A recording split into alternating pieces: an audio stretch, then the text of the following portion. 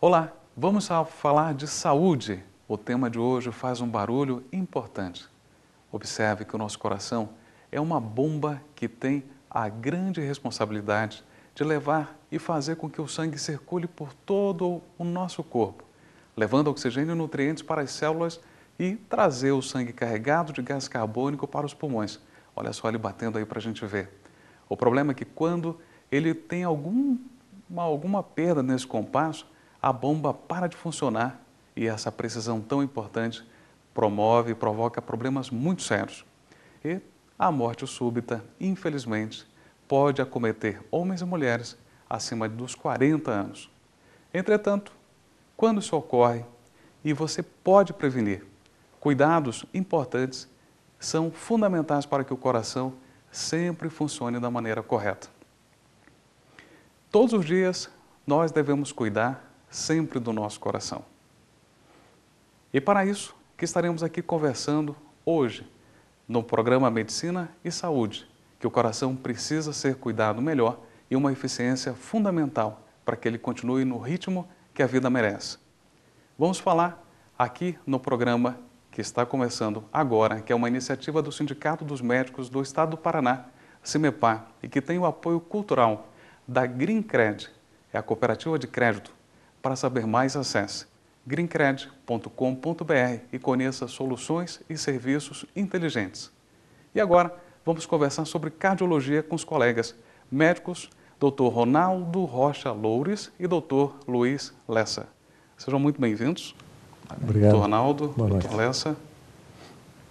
A primeira pergunta que eu faço aqui para o Dr. Ronaldo: o que a pessoa deve fazer no dia a dia para manter o seu coração saudável? Bom, se tratando de dia a dia, nós temos que ver a rotina da vida das pessoas, né? O dia a dia, na rotina, é alimentação, são hábitos, né, que a gente tem que recomendar, que a gente recomenda para os nossos clientes, e no caso aqui estamos levando o recado à população. O básico que eu acho do dia a dia é a alimentação. E dentro do dia a dia também, a atividade física são muito importantes, as atividades físicas rotineiras das pessoas são importantes. E isso não quer dizer que você deva provocar ou instituir atividade física a partir de uma idade. Eu acho que isso é um hábito que tem que vir desde criança, porque você adquirir ou tentar impor um hábito depois de uma idade em que os riscos são maiores, é muito mais difícil, muito mais difícil. Então é muito importante que já começa na infância, na juventude, o hábito da atividade física, o hábito da alimentação e os cuidados com a saúde, higiene e tudo mais são muito importantes para que o coração,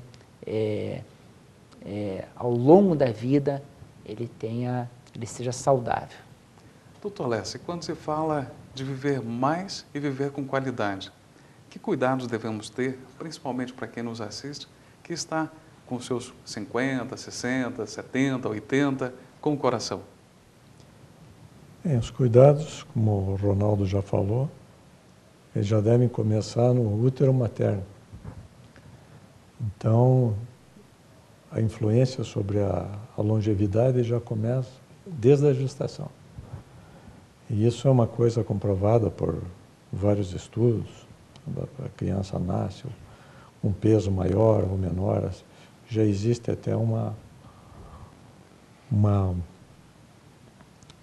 panorama futuro ser descortinado. E depois o que o indivíduo vai fazer durante a sua vida.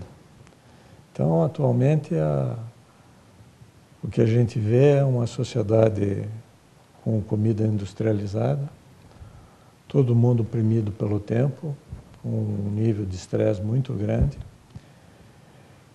e que não tem tempo de cuidar dessas coisas básicas que os antigos faziam. Então ocorre uma o aparecimento das doenças cardiovasculares numa proporção muito grande e já em faixas etárias mais jovens. E nesse caso, doutor Ronaldo, quando se fala da vida corrida, vai para um canto, para o outro, infelizmente o álcool acaba se aproximando também. Muitos dizem, aquela taça de vinho tinto, realmente isso faz bem para o coração? Tem hoje bastante evidência. Quando a gente fala de um hábito do álcool, por exemplo, não é uma informação intuitiva de achar. É baseado em estudos científicos, que uma dose de um cálice e meio por dia de vinho, e pode ser até outra bebida, mas o vinho é o que tem mais estudos e mais consistência, dá um valor muito grande na qualidade de vida e também na prevenção de uma série de eventos cardíacos. Já está bem documentado e bem mostrado através da medicina baseada em evidência. Então, realmente, agora, o que há o risco que, na medida que se bebe, além dessa medida, começa a haver outros comprometimentos. Então, realmente, como tudo, a moderação sempre é necessária.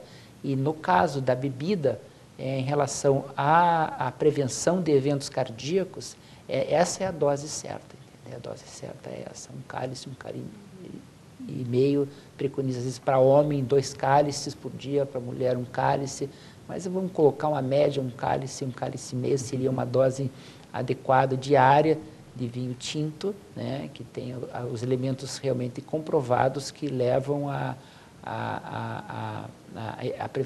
prevenir eventos cardiovasculares. Perfeito. Então fica a dica aqui, o uso consciente do vinho é importante para preservar e prevenir as doenças cardiológicas, mas desde com qualidade. Uma coisa que eu queria chamar a atenção é com relação aos hábitos todos, inclusive da bebida, a alimentação, a atividade física. As pessoas acham que a ciência médica ela foca principalmente nas pesquisas de procedimentos, de técnicas, de medicamentos e que há um investimento absurdo em termos de recursos, né, em dólares, em reais, muito grande nas pesquisas e que realmente contribuiu para que a medicina avançasse e levasse a mudança bastante significativa da expectativa de vida. Por exemplo, para quem nasceu nos anos 50, a expectativa de vida era viver 50 anos. Quem nasceu naquela época, hoje a expectativa de vida é 75 anos, em média, no Brasil. Mas as pessoas não sabem o que se gasta em pesquisa para comprovar a eficácia da mudança de hábito. As pessoas pensam que isso é uma coisa intuitiva, que se fala, porque se fala, mas se gasta milhões de dólares no mundo inteiro em pesquisas, geralmente promovida por instituições públicas, órgãos institucionais, para provar a eficácia das mudanças de hábitos em benefício da saúde da população.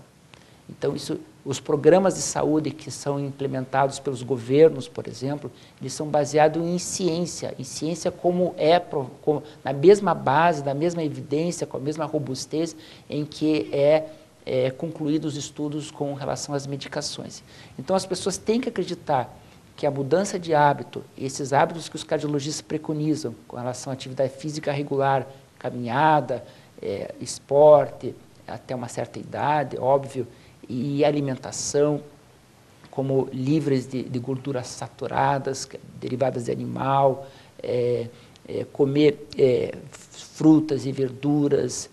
Tudo isso tem um embasamento científico tão consistente, tão forte quanto na medicina, que o público leigo se encanta quando vê o benefício de uma medicação, de uma técnica nova ou de um equipamento bom. Então, a população tem que ter consciência que quando o médico fala que essas mudanças são importantes, a prova disso é que a mudança dessa expectativa de vida de 50 anos para 75 em 3 décadas é em função dessas pesquisas.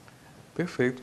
Doutor Lessa, quando se fala desta correria e também pela busca dessa qualidade tão importante para o nosso dia a dia, a pressão não só a pressão para fazer com que a coisa aconteça, e a pressão arterial. Qual que é o cuidado que você tem que observar e ter para que ela não agrida o coração? Pois então, a hipertensão é a doença mais prevalente no mundo ocidental, sendo que a maioria dos pacientes adultos, após a idade adulta, praticamente 25 a 30% da população, passa a ser hipertensa no mundo ocidental. É a doença mais comum, mais prevalente e um dos maiores fatores de risco para outras doenças cardiovasculares. Isso se deve ao modo de vida e principalmente alimentação errada e sedentarismo. E no caso daquelas pessoas que estão nos acompanhando aqui no programa e que fica aquela pergunta, poxa, mas eu tenho vontade de praticar atividade física, gostaria que o senhor dissesse a todos que nos assistem se realmente a atividade física ela funciona, ela faz bem para o coração. O que motivar para que saia do sofá e possa primeiro fazer uma avaliação e depois a prática? Pois é, então existe muito esse conceito de que para fazer uma atividade física o indivíduo deve fazer uma avaliação médica. Qualquer atividade física beneficia o organismo como um todo, não só o coração. Nós temos um colega que lida com medicina do esporte em Santa Catarina, ele é até tem uma projeção grande na sociedade de cardiologia, e jocosamente ele costuma dizer que o indivíduo devia ir ao médico para pegar um atestado para ficar parado, porque o que faz mal é ficar parado, não fazer exercício. Então é lógico, se você vai fazer um exercício de grande impacto, competitivo, atletismo, precisa de uma avaliação maior. Mas para caminhar, ninguém precisa de uma avaliação. É só ter a vontade, começar a caminhar e ir em frente. Tom Ronaldo, o que a pessoa, quando ela vai ao consultório, como é que é feita uma avaliação cardiológica em uma primeira consulta? Bom, um paciente, nós temos que estratificar os tipos de paciente, as faixas etárias. Nós temos faixa etária a partir dos 20 aos 30, dos 30 aos 40, 50 aos 60. Então, existe já protocolo, diretrizes das sociedades científicas preconizando qual é a rotina de exames para determinados segmentos da população.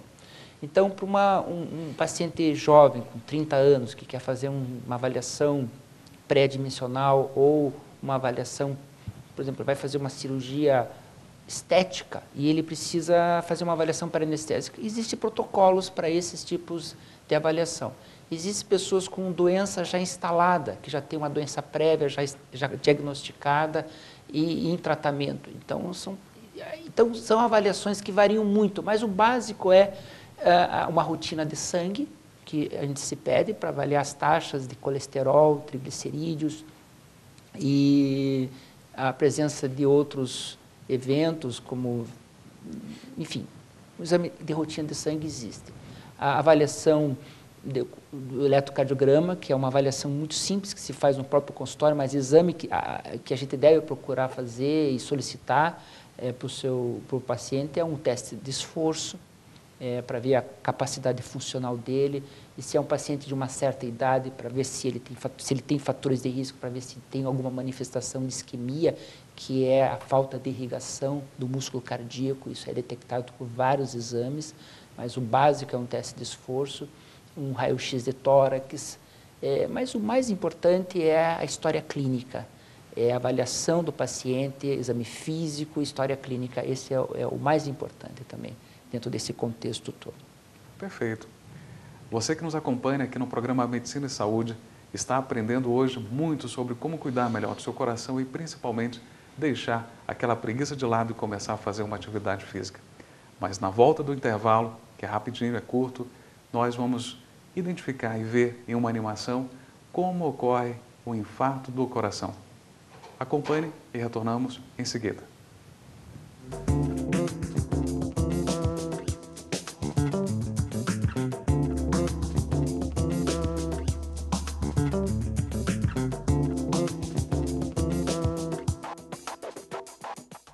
Quem incentiva a educação, acredita no futuro. Todo ano a gente recebe o kit escolar. Com a educação, a gente chega a qualquer lugar. Ajuda a gente a escrever, porque sem o lápis a gente não escreve, sem a borracha a gente não apaga. E sem o caderno, como é que nós vamos escrever para ser alguém na vida? Criança nota 10. Sem educação, não há futuro.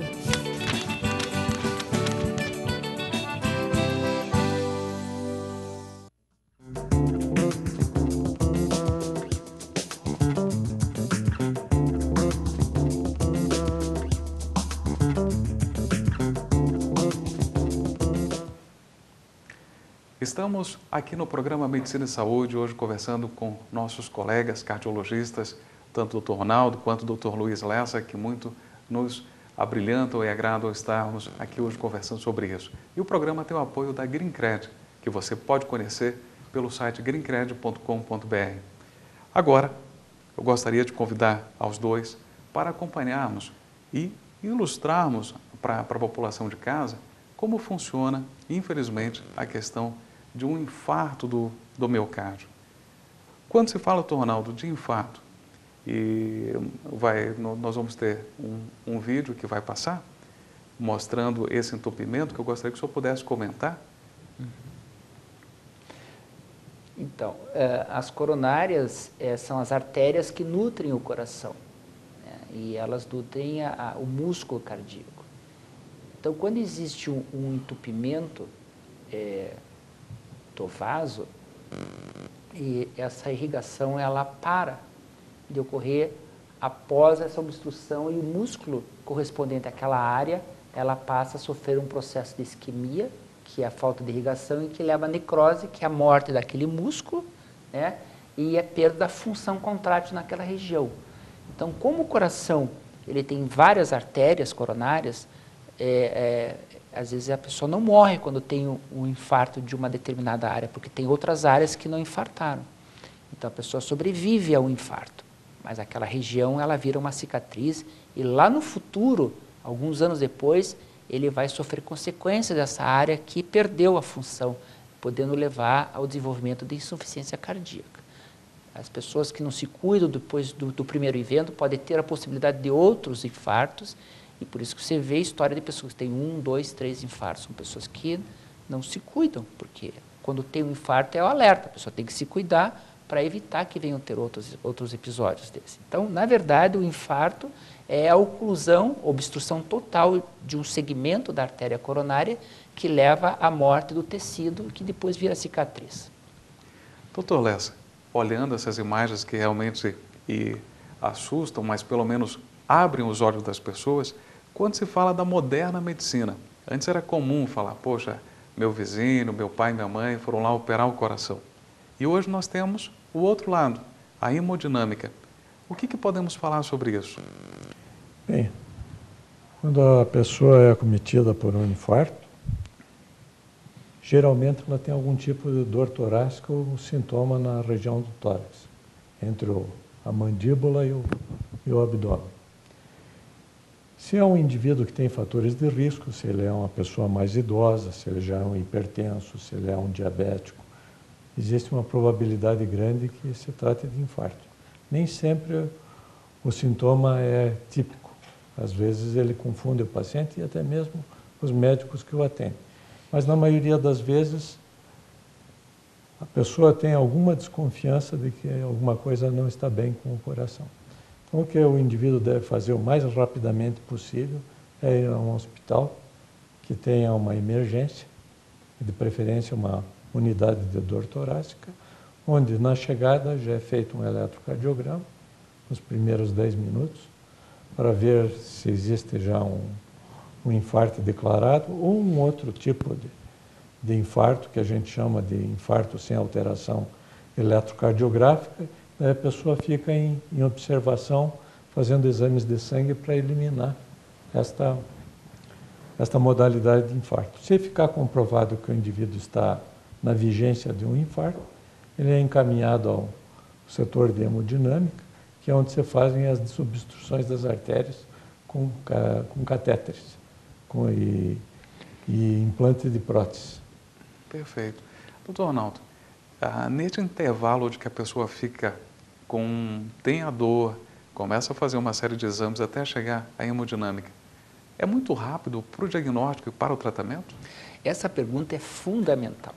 Hoje a medicina, ela mostrou que quanto mais curto o tempo em que você desobstrui uma artéria, você tem a probabilidade de salvar mais músculo cardíaco. Então, é vital quando a pessoa tem uma manifestação de dor no peito e essa pessoa tem já um histórico, ela tem que imediatamente chamar uma ambulância ou se dirigir a um hospital, porque esse espaço de tempo é fundamental para você salvar músculo. Então, o tempo ideal é em torno de 1 hora, você consegue salvar praticamente grande parte do músculo, que se passar de 3, 4, 5 horas, já o dano é muito grande. Então, esse espaço de tempo é muito importante. 1 hora vai fazer diferença em anos de vida desse paciente. Se o paciente é atendido em 1 hora, ele vai ter um dano tão pequeno que não vai repercutir na história natural da vida dele. Agora, se ele é atendido em 3 ou 4 horas, ele com certeza vai ter muitos anos de vida reduzida por conta dessa massa muscular que perdeu. Então, é fundamental essa questão do tempo em que ele chega no hospital e vai direto para a sala de hemodinâmica e é desentupida essa artéria. Isso é um ponto fundamental. Por isso que é importante que todos nós fiquemos atentos com as dores no peito. Olha só, não adianta adivinhar, é ir até um hospital onde tem uma unidade torácica, vai ser avaliado por um profissional, vai fazer todos os exames, eletrocardiograma, exame de sangue. Agora, eu pergunto ao senhor, Dr. Lessa, nessa velocidade que o mundo tem, o que a hemodinâmica trouxe de mais moderno para a pronta recuperação, a recuperação mais breve do paciente para a sociedade? Nesse setor específico das doenças coronarianas e no infarto, como o Ronaldo falou, a desobstrução o mais rápido possível para poupar a maior quantidade de músculo possível. E tem os casos que não são de emergência, são casos eletivos e que a gente consegue documentar e detectar uma obstrução antes que o infarto se instale. Aí também é feita uma angioplastia, uma dilatação, com a colocação de prótese, na maioria das vezes. Ou em casos muito complexos, a cirurgia ainda é muito importante e tem o seu lugar para revascularizar o coração. E quando se fala desses implantes, dos stents, tem stents, Dr. Ronaldo, que carregam remédio junto? Exatamente. Durante mais de uma década, nós tivemos um grande benefício do stent convencional, que nós chamamos, que é uma prótese que é colocada no momento em que dilata e sustenta aquela parede para não desabar, entende? Mas ao longo dos anos observou-se que existe um problema com relação a esse tipo de prótese. É a restenose, falta o entupimento. Não que seja a placa de ateroma que voltou ali, mas é uma cicatrização exacerbada, como se fosse uma queloidezinha ali dentro e que formou uma obstrução. E esse foi sempre o grande desafio da cardiologia intervencionista, a gente resolver esse problema que incidia em torno de 15% a 20% daqueles pacientes que colocavam o stent. Aí desenvolveu um stent que tinha uma droga na malhazinha e que era liberada de uma forma controlada, né, ao longo de 40 dias, e que fazia com que esse processo de cicatrização exacerbada, a formação da queloidezinha ali dentro do vaso, que resultava na obstrução, numa obstrução, reduzisse de uma forma drástica, de 18% a 20% para 4%. Esse foi o grande avanço da cardiologia intervencionista na década de 2000 para cá, que foi justamente os stents farmacológicos, que reduziram drasticamente essa questão da restenose. Perfeito. São os avanços, aqui é o que a modernidade nos traz. Mas a pergunta do Dr. Lessa, que com certeza fica na cabeça dos nossos telespectadores, é o seguinte: carne vermelha, o churrasco nosso de cada dia, faz mal realmente para o coração ou não? Veja, tudo depende da quantia de gordura que existe na carne. Então, se você tem um corte magro, e numa quantia, como já foi falado no início pelo Ronaldo, com moderação, isso daí é 150 gramas, vamos dizer assim, você não está comprovado de que isso seja prejudicial. Agora, até a forma de criar o gado influencia.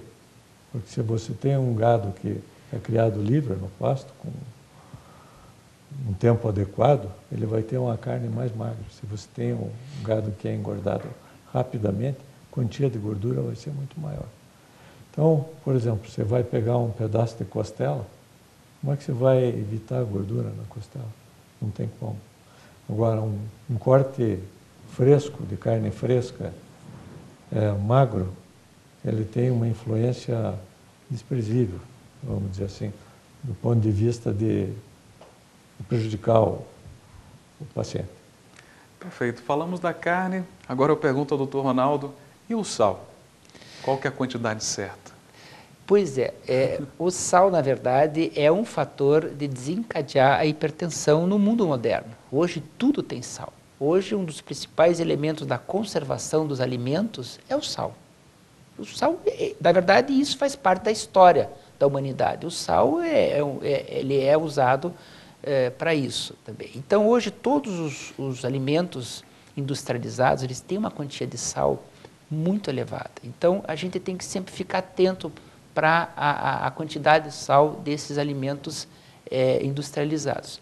Aí que vem o grande macete para você evitar o sal ruim, vamos dizer assim. É alimentação de casa, aquela alimentação do dia a dia, em que o sal, você percebe o sal quando está salgado, porque o sal industrializado você não percebe, o teu paladar ele não percebe. E esse que é o sal ruim, porque você acaba comendo um monte de coisa e não percebe a salinidade do sal. Então, a recomendação é você evitar ao máximo a comida industrializada e sempre procurar comer aquela comida de casa. Perfeito. Olha só, gente, nas dicas aqui do Dr. Ronaldo e também do Dr. Lessa, que nós aprendemos muito mais sobre como cuidar melhor do coração. Por isso, muito obrigado e sempre acompanhe até o nosso próximo programa, dicas no nosso site. É só acessar o CIMEPAR.